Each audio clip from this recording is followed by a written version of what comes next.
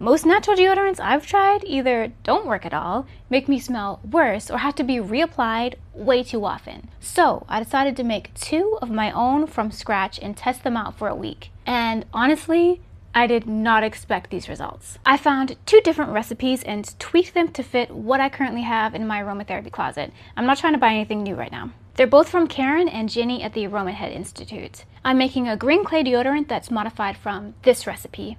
And I'm making a solid deodorant that's modified from this one. I'll link them in the description below if you want to check them out. I checked my essential oil stash for essential oils that are antimicrobial, antifungal, and/or antibacterial, and I came out with these 3. For this green clay cream deodorant, we're going to use coconut oil, arrowroot powder, French green clay, and patchouli essential oil, petite grain essential oil, as well as frankincense essential oil. Okay, so let's get to making that green clay cream deodorant first. I'll just use this little glass bowl to mix everything in. So first we're going to get a tablespoon of the arrowroot powder in here. Next we'll do a tablespoon of this French green clay. Okay, now we'll just mix those together and make sure that they're all incorporated together.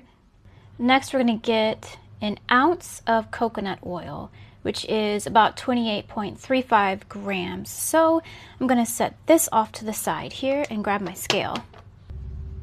Okay, so I'll just go ahead and turn it on. And then I'll just put this right on the scale and then hit the tare button so that it is not incorporating the weight of this. Okay, so we're at 0. Got my coconut oil, and I'll just add it until the scale says 1 ounce. There we go, 7, 8, 9. There we go, 1 ounce. Okay, we can turn this off now and take the scale away. We'll just want to mix this up again so that the coconut oil incorporates in with the powders. I'm going to stop here and add in the essential oils before I continue. I'm going to add 10 drops of patchouli. Then I'll add 5 drops of frankincense. That might have been a little bit extra, but that's okay. Now I was going to put 4 drops of petite grain in there, but since my frankincense, I might have gotten a few extra drops, I'm just going to put 3 drops of petite grain in here. Alright, and then we'll just continue mixing it up until everything is incorporated.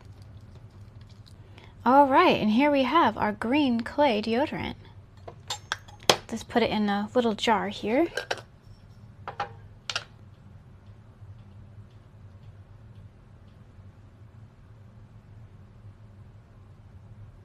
There we have it, our green clay deodorant. Okay, now for the solid deodorant, what we're going to use is cocoa butter, coconut oil, jojoba oil, castor oil, beeswax pellets, French green clay, arrowroot powder, heliocarrot CO2 extract. And again, the essential oils that I have for this are patchouli, frankincense, and petite grain. Also, I don't have deodorant sticks, so I'm going to use these little molds. So we're going to have little solid heart deodorants. Okay, let's get started. Okay, so let's get started making this solid deodorant. First thing I'm going to need to do is I brought along a tea warmer, what I use to keep my tea warm in the mornings, to go ahead and start melting these items. And the first thing we're going to need to do is measure out the beeswax. We need 7.4 grams of beeswax. So I'm going to grab a little bowl, put it here, hit tare so that it goes to 0. And here we have our beeswax pellets. So I will measure out 7.4 grams. Perfect. Got my Pyrex here. I'm going to go ahead and dump the beeswax into the Pyrex and set that on my tea warmer here to get that melting. Got a glass stir rod to mix it up. Now that's probably going to take a little while to melt, so let's measure out our other ingredients while we wait. So next we'll measure out the cocoa butter. We need 12.3 grams. Alright, so that's about 12.3 grams. We'll go ahead and set that to the side here. Next we'll measure out the coconut oil, so I'll put a new bowl down here. and measure out 3.7 grams of coconut oil. All right, that's about it right there. Next, we'll measure out 3.7 grams of jojoba.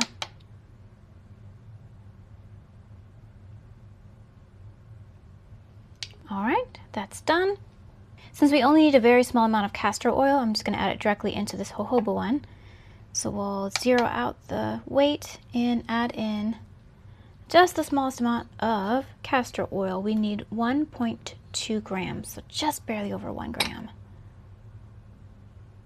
It's pretty hard to make such tiny batches, you know.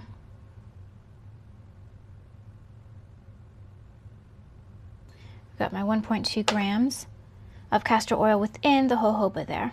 Okay, so this is not going to be completely precise. For the green clay, we just need slightly under 1/8 of a teaspoon. So it's really just a pinch of green clay. And then for the arrowroot powder, we just need a touch more than 1/8 of a teaspoon.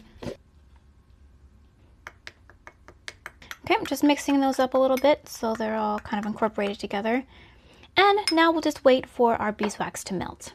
All right, now that the beeswax is melted, let's add in the cocoa butter. Now, if you have a tea warmer and you're using it, it'll take longer than if you were to do a double boiler on your stovetop. So keep that in mind. Okay, now that the cocoa butter is incorporated into the beeswax, I'm going to add the coconut oil. Now we'll add the jojoba and the castor oil. Now I'll add in our clay mixture.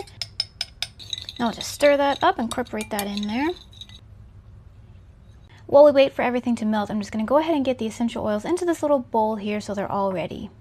We're going to go with 8 drops of patchouli, 4 drops of frankincense, and 3 drops of petit grain. And then we've got this heliocarrot CO2 extract. I'm going to put just 1 drop in. It's super concentrated, but it's really skin soothing, so I wanted to include it in this for underarms, because I don't know about you, but sometimes mine get pretty irritated. Okay, now we quickly add the essential oils. This is where we gotta move fast.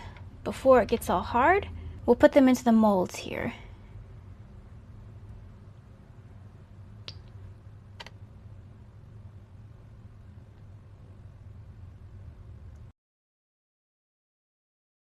Well, in my haste, I've made a little bit of a mess, but there we go.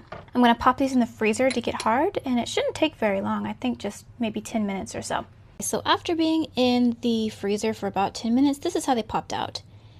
And it is somewhat apparent that I might not have mixed it well enough. You see how these ones here are darker?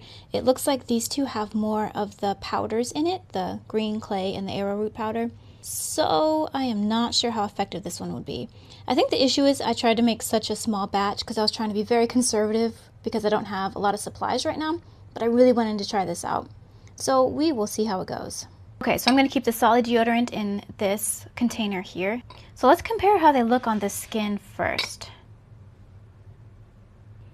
So putting some on my skin here. Let's rub that in.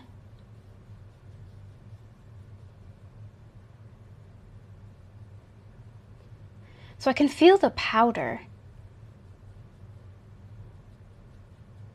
And it's soft and nice and creamy with just kind of a light green tint, if you can see that. And then on the other arm, I'll put the solid deodorant. It goes on very smooth, like body butter. It doesn't leave any color on my skin at all. Just to compare. So for the next week, I'm going to be trying both deodorants at the same time to see if they work and if one works better than the other. So in my right armpit, I'm going to use the solid deodorant here. And in my left armpit, I'm going to be using the green cream deodorant. Here's hoping at least one of these works well. Conventional antiperspirant deodorant clogs your sweat glands, preventing sweat, but sweating's a natural process your body needs to do to cool itself, so I don't want to prevent it. They also contain potentially harmful ingredients and certain chemicals you may want to avoid. And if you're autoimmune or doing the AIP or paleo lifestyles, they contain ingredients from things you need to avoid, like grains. But natural deodorant often fails because body chemistry is unique to each person. You have to find the ingredients that work with your unique body. Natural deodorants' effects tend to be shorter lived, so you have to apply them more often. They work by killing off bacteria living on your skin that cause the bad odor when it reacts to your sweat. I just got back inside from mowing. It's like 80 degrees and sunny out there, and I am impressed with both of my deodorants so far because I smell fresh and clean even though I was sweating a lot, and so that's a good sign. The right pit that had the solid deodorant smells really, really lightly of patchouli. And my left pit that had the clay deodorant in it smells a little bit stronger. You can smell the patchouli. They both smell clean and fresh, which is great because I was really thinking the worst might happen where they didn't work at all, but I don't smell my BO at all. Okay, and I was out there sweating a lot more in this yard in 80-degree weather with the sun. Okay, I'm impressed. Well, I am post-workout and I am impressed because I'm still smelling fresh. I did not think these were going to hold up so well, especially not the solid one. I thought I really messed that one up, but apparently it's pretty good. But we still have many more days to go, so let's see.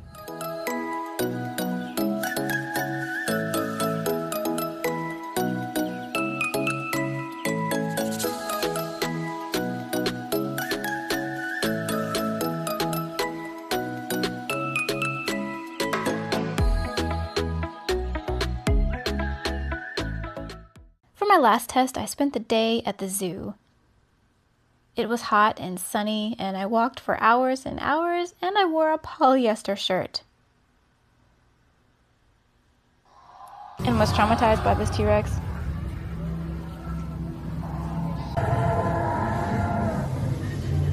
But despite the heat and the polyester, I ended the day fresh as a flower. I haven't noticed any staining on my clothing, but I wanted to do a test with some toilet paper just to see if we can see that it picks anything up. I am going to put some new deodorant under both pits, let it sit for 5 minutes, and then take a piece of this and put it underneath both pits and see if there's anything left here. You don't really need much of either one of these. All right, I've reapplied, so now let's wait 5 minutes. All right, 5 minutes are up, and I'm gonna just test the pits here and see what's going on. Okay, so I have this toilet paper here. It's pretty thin. Just gonna first try this pit, which has the green clay deodorant. Just giving it a light tap on my underarm here.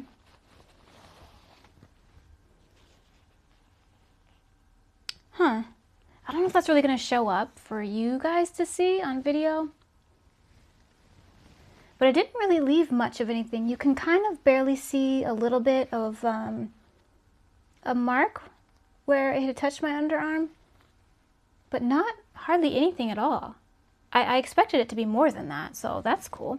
Okay, now for the other pit, which has the solid deodorant.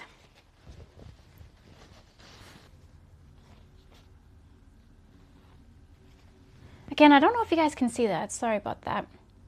But there's really not much there. You can kind of see a little bit more than the other pit, which I expected because there's more creamy ingredients in this deodorant.